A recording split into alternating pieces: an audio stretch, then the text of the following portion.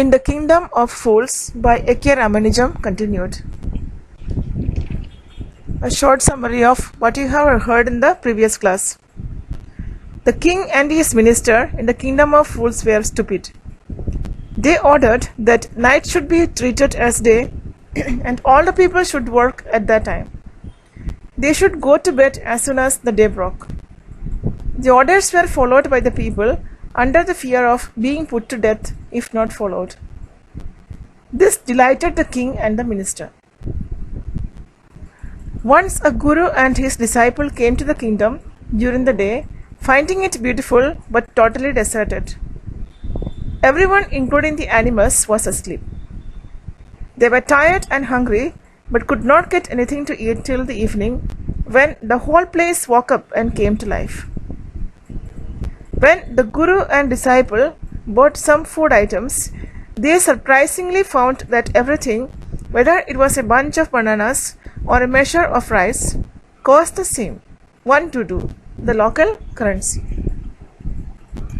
The wise guru realized that they were in a kingdom of fools and it would not be safe to stay there. So he suggested his disciple that they should leave the place at once.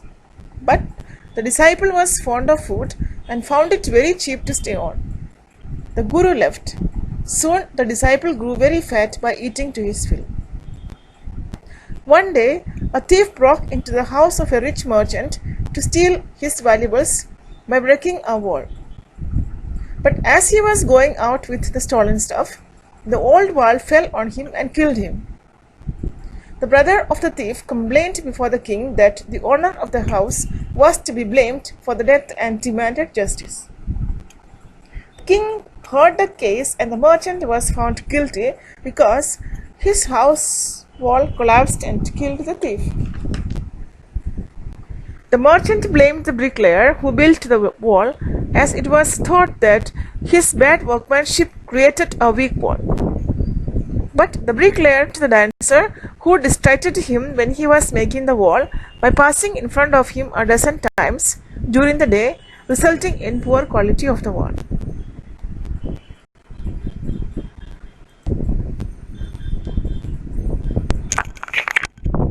The dancer accused the goldsmith, who called the dancer time and again to deliver the jewelry she had asked to be made, but did not deliver it, leading to the distraction of the bricklayer.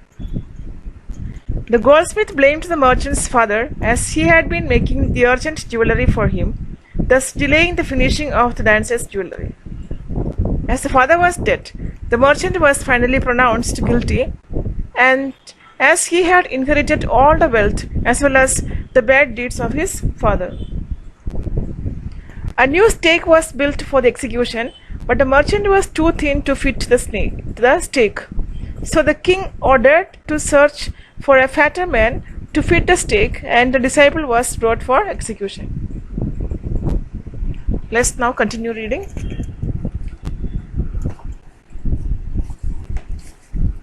Page number 24. What have I done wrong? I am innocent. I am a sannyasi, he cried. That may be true, but it's a royal decree that we should find a man fat enough to fit the stake, they said, and carried him to the place of execution. He remembered his wise guru's words. This is a city of fools. You don't know what they will do next. While he was waiting for death, he prayed to his guru in his heart, asking him to hear his cry wherever he was. The guru saw everything in a vision. He had magic powers. He could see far and he could see the future as he could see the present and the past. He arrived at once to save his disciple, who had got himself into such a scrape through love of food. As soon as he arrived, he scolded the disciple and told him something in a whisper. Then he went to the king and addressed him. O wisest of kings, who is greater, the guru or the disciple? Of course, the guru, no doubt about it. Why do you ask? Then put me to the stake first. Put my disciple to death after me. So a new stake was built for the execution, but the merchant was too thin to fit the stake. So the king ordered to search for a fatter man to fit the stake, and the disciple was brought for execution. Then he remembered his guru's words, and he wished that the guru was there. And the guru had magical powers. He appeared at once and explained a plan quietly to the disciple to escape the execution.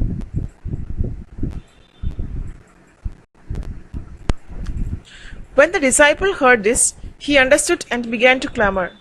"Me first! You brought me here first. Put me to death first, not him."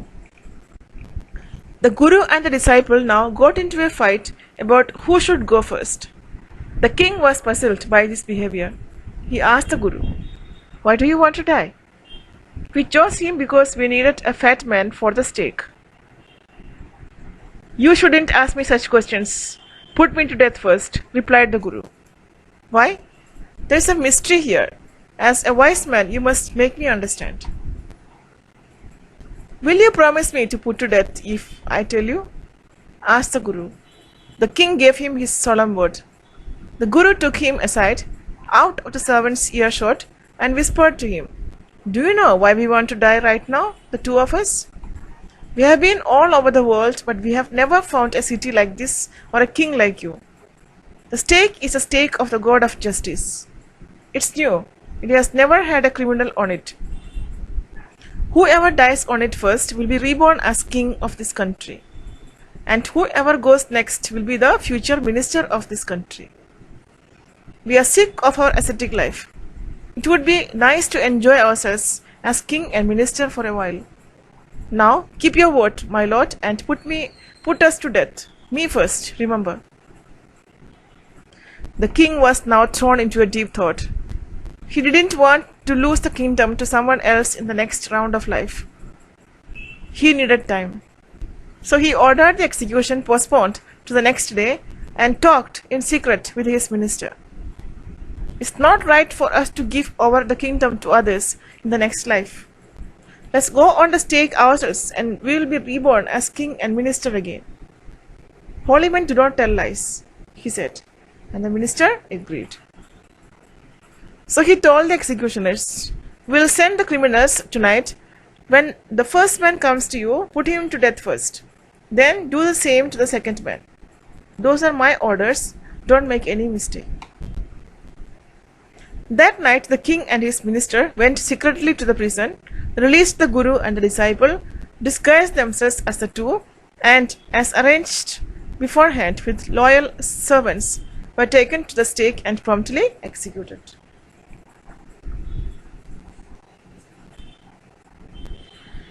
So, the guru and his disciple started fighting amongst themselves to decide who should be executed first.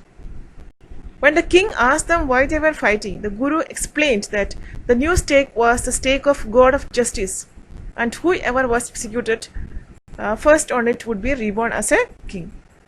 Whoever was executed next on that stake would be reborn as a minister.